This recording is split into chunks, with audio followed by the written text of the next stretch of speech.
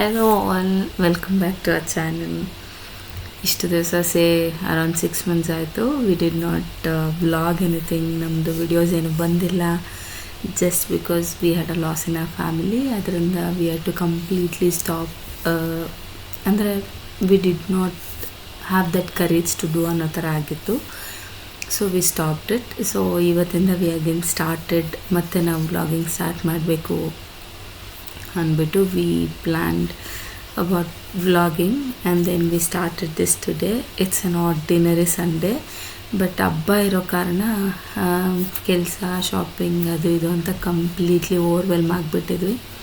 So ಅದರಲ್ಲಿ ಒಂದು thing is, ನಮ್ಮನೆ ಇಂಡೋರ್ ಪ್ಲಾಂಟ್ಸು ಪಾಪ ತುಂಬ ಪೆಥೆಟಿಕ್ ಕಂಡೀಷನ್ನಲ್ಲಿತ್ತು. ಬಿಕಾಸ್ ಅದನ್ನು ಕೂಡ ನಾವೇನಷ್ಟು ಕೇರ್ ಮಾಡಿರಲಿಲ್ಲ. Since 6 months we were in a different ಏನಂತಾರೆ ಡಿಫ್ರೆಂಟ್ ರುಟೀನ್ ಆಗಿಬಿಟ್ಟಿತ್ತು ನಮಗೆ. So we did not take care of anything ಅನ್ನೋ ಥರ ಆಗಿತ್ತು. ಸೊ ಒನ್ಸ್ ಎಲ್ಲ ಕೆಲಸ ಮುಗಿದ್ಮೇಲೆ we were completely overwhelmed due to the heavy work that we had to do on a ordinary Sunday. So what we decided is, ಸರಿ at least let us go outside ಅಂದ್ಬಿಟ್ಟು plan ಮಾಡಿದ್ವಿ. Outside ಹೋಗಬೇಕು ಅಂತ decide ಮಾಡಿದಾಗ ನಮ್ಮ ಪ್ಲ್ಯಾನ್ಸ್ನ ನೋಡಿ, there in such a pathetic condition ಅಲ್ವಾ, ಸರಿ ಅದನ್ನ ತೊಗೊಂಡೋಗಿ ಅದನ್ನಾದರೂ ರೆಜನ್ಯೂಟ್ ಮಾಡಿಸ್ಕೊಂಬರೋಣ ಅಂದ್ಬಿಟ್ಟು we took them for repotting. Usually ನಾವು ಇದೇ ನರ್ಸರಿಯಲ್ಲಿ ಮಾಡಿಸ್ತೀವಿ, ಸಿದ್ದಾಪುರಲ್ಲಿ, which is opposite to Lal Bagh. So ಅಲ್ಲಿ ತೊಗೊಂಬಂದ್ವಿ.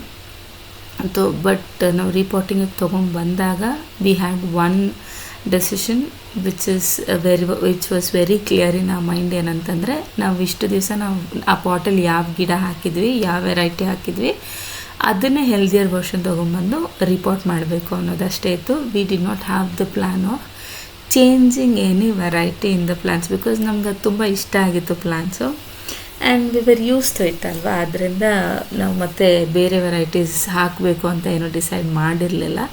ಸೊ ಅದೊಂದು we were very much with clarity. So ನಮಗೆ ಕಂಪ್ಲೀಟ್ ನರ್ಸರಿಯಲ್ಲಿ ಸರ್ಚ್ ಮಾಡಿ ಈ ವೆರೈಟಿನ, ಆ ವೆರೈಟಿನ, ಇದು ಹಾಕಬೇಕಾ, ಅದು ಹಾಕಬೇಕಾ, ಅದು ಹಾಕಿದ್ರೆ ಹೆಂಗೆ, ಇದು ಹಾಕಿದ್ರೆ ಹೆಂಗೆ ಅಂತ ಯೋಚನೆ ಮಾಡೋ ಅಷ್ಟು ಏನಿರಲಿಲ್ಲ. ವೈ? ಬಿಕಾಸ್ ನಾವು ಆಲ್ರೆಡಿ ಟಯರ್ಡ್ ಆಗಿಬಿಟ್ಟಿದ್ವಿ. ಸೊ ಅದೊಂದು ಡೆಸಿಷನ್ ಮಾಡ್ಕೊಂಡು ಹೋದ್ವಿ. ಸೊ ಅದೇ ವೆರೈಟೀಸ್ನ ನಾವು ಹುಡುಕಿ ಅವ್ರಿಗೆ ಕೊಡ್ತಿದ್ದೀವಿ, ರೀಪಾಟ್ ಮಾಡಿಕೊಡಿ ಅಂದ್ಬಿಟ್ಟು. ಅವ್ರ ಪಾಪ ನಮಗೆ ಹೇಳಿದ್ರು, ಆಲ್ರೆಡಿ ನೀವು ಇದನ್ನ ಹಾಕ್ಕೊಂಡಿದ್ರಲ್ವ ಮೇಡಮ್, ಬೇರೆ ಟ್ರೈ ಮಾಡಿ ಅಂತ. ಬಟ್ ಆ್ಯಸ್ ಐ ಟೋಲ್ಡ್, ನಮ್ಗೆ ಅದನ್ನ ಡಿಸೈಡ್ ಮಾಡಿ ಮತ್ತೆ ಕನ್ಫ್ಯೂಷನ್ ಸ್ಟೇಟ್ಗೆ ಹೋಗಿ ಅದೆಲ್ಲ ಮಾಡೋ ಅಷ್ಟು ಇದಿರಲಿಲ್ಲ ನಮಗೆ. ಒಡಿಯೋ ಕಾಲ್ ಪೇಷನ್ಸ್ ಇರಲಿಲ್ಲ. ಸೊ ಏನಿದೆ ಅದನ್ನೇ ಹಾಕೋಣ, but it should look healthier ಅಂತ ಅಂತೂ ಒಂದು ಡೆಸಿಷನ್ ತೊಗೊಂಡಿದ್ದೆ. So we search for it.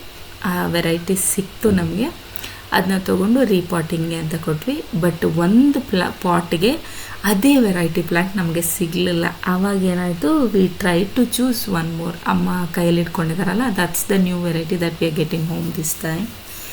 But ನನಗೆ ಏನಂದರೆ, ಪ್ಲ್ಯಾಂಟ್ಸ್ ಎಲ್ಲ ಸ್ವಲ್ಪ ತಿನ್ ಕಂಡೀಷನಲ್ಲಿದ್ದರೆ ಪಾಟಲ್ಲಿ ಏನೋ ಅಷ್ಟು ಚೆನ್ನಾಗಿ ಕಾಣಿಸಲ್ಲ ಅನ್ನೋ ಒಂದು ಐಡಿಯಲ್ಲಿ ನಾನು ಅವ್ರಿಗೆ ಹೇಳ್ತಿದ್ದೆ, ಒಂದೊಂದು ಪಾಟ್ಗೆ ಸೇಮ್ ವೆರೈಟಿ 3 ಪ್ಲ್ಯಾಂಟ್ಸ್ ಹಾಕ್ಕೊಡಿ, ಅದು ಸ್ವಲ್ಪ ಬುಷಿಯಾಗಿ ಕಾಣಿಸ್ಲಿ ನಮಗೆ ಅಂತ ಹೇಳ್ತಿದ್ದೆ. ಏನಂತಾರೆ, I don't know what do I call my self. ಅವ್ರು ಹೇಳಿದ್ರು ಆಮೇಲೆ, ಮೇಡಮ್ ಆ ಥರ ಹಾಕಿದ್ರೆ ಪ್ಲ್ಯಾಂಟ್ಸ್ ಹೆಂಗೆ ಬೆಳೆಯುತ್ತೆ, ಬೆಳೆಯೋಕ್ಕೆ ಜಾಗನೇ ಇರೋದಿಲ್ಲ, ಅದಕ್ಕೆ ನೀವು ಅಷ್ಟು ಜಾಸ್ತಿ ಚಿಕ್ಕ ಪಾಟ್ಸಲ್ಲಿ ತುಂಬಿದ್ರೆ ಅದು ಬೆಳೆಯಲ್ಲ. ಸೊ ನೀವು ಬೆಳೆಯೋಕ್ಕೆ ಅದಕ್ಕೆ ಸ್ವಲ್ಪ ಜಾಗ ಕೊಡಬೇಕು ಮೇಡಮ್. 2 ಪ್ಲ್ಯಾಂಟ್ ಹಾಕ್ಕೊಳ್ಳಿ ಒಂದೊಂದು ಪಾಟಲ್ಲಿ, ಚೆನ್ನಾಗಿ ಬೆಳೆಯುತ್ತೆ ಅಂತ. ಆ್ಯಕ್ಚುಲಿ ನಮ್ಮ ಮನೆಯಲ್ಲಿ ಪ್ಲ್ಯಾಂಟ್ಸು ಯಾಕೆ ಶೆಡ್ ಆಗೋಕ್ಕೆ ಸ್ಟಾರ್ಟ್ ಆಯಿತು ಅಂತಂದರೆ, ನೀರು ಜಾಸ್ತಿ ಹಾಕಿ ಒಳಗಡೆ ಬೇರೆಲ್ಲ ಕೊಳ್ತೋಗಿ ಇಟ್ ಸ್ಟಾರ್ಟೆಡ್ ಶೆಡ್ಡಿಂಗ್. ಅಂದರೆ ಬ್ರಾಂಚಸ್ ಎಲ್ಲ ಶೆಡ್ ಆಗ್ತಾಯಿತ್ತು.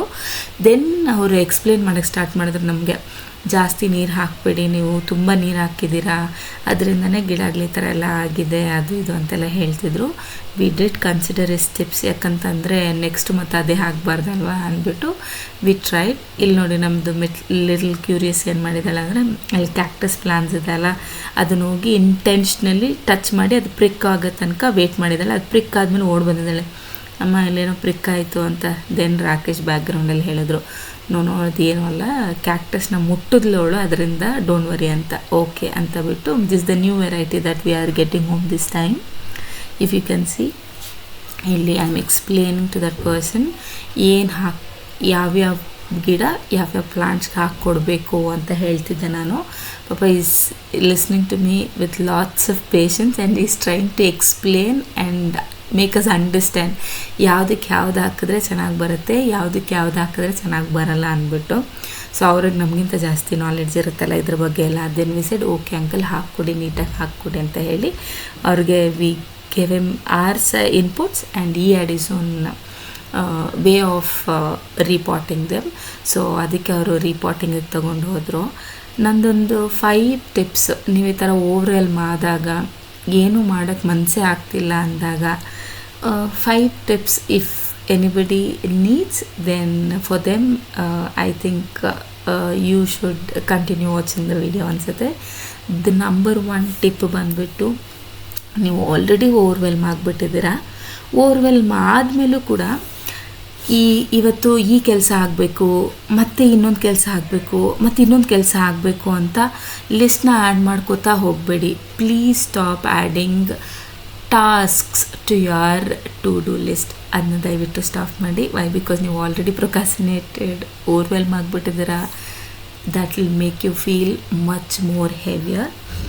ನೆಕ್ಸ್ಟ್ ಒನ್, ನಿಮ್ಗೆ ಏನೇ ಥಾಟ್ಸ್ ರನ್ ಆಗ್ತಿದ್ರು, good thoughts, bad thoughts, clarity thoughts, no clarity thoughts, just put them, vent them out, just write them in a piece of paper. Pen ಎಲ್ಲ ತೊಗೊಳಕ್ಕಾಗಿಲ್ಲ ಅಂದರೂ that's okay, take your phone, start typing that as a text message and send it to yourself. That will really make you feel much more lighter.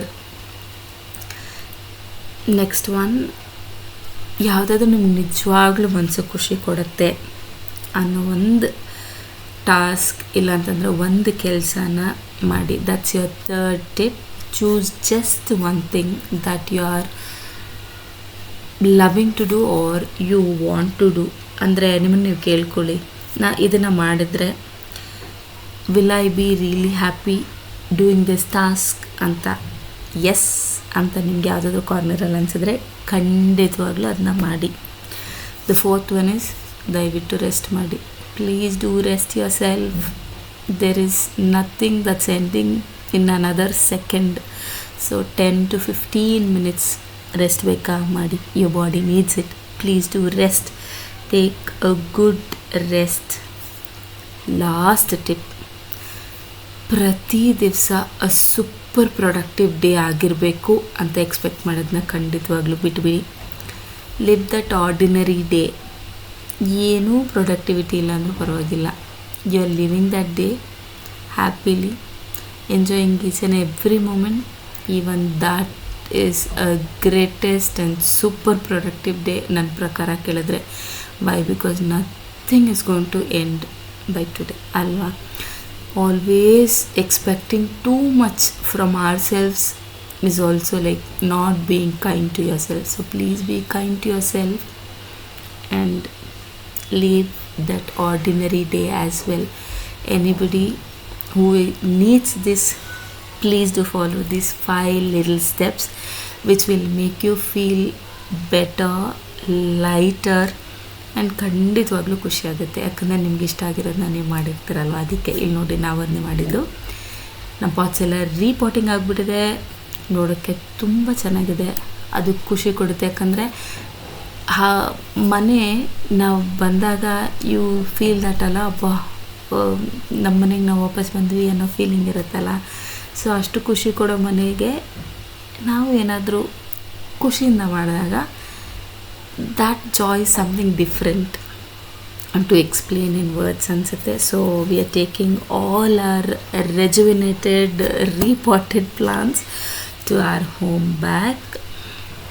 ತಗೊಂಡು ಹೊರಗಡೆ ಎಲ್ಲಾದರೂ ಸ್ನ್ಯಾಕ್ಸ್ಗೆ ಹೋಗೋಣ ಅಂತ ಅಂದ್ಕೊಂಡ್ವಿ. But what we decided is, ಇಲ್ಲ, we are good to prepare our tea ಅಂತ ಅಂದ್ಕೊಂಡು we came home. We prepared tea, we enjoyed our repotted plants, placing them here and there, ಜಾಗ ಎಲ್ಲ ಚೇಂಜ್ ಮಾಡಿ ಅಲ್ಲಿ ಎಲ್ಲ ಚೆಕ್ ಮಾಡಿ ಖುಷಿಪಟ್ಟು. ರಾಕೇಶ್ ಕೂಡ he had his own me time where he's working on something. I had my very own time of reading my book. So ಇಲ್ಲಿ I had already started that book. ಇವಾಗ ಅದನ್ನು ಕಂಟಿನ್ಯೂ ಮಾಡ್ತಾ ಇದ್ದೀನಿ ಓದೋದಕ್ಕೆ. That is how our day was today.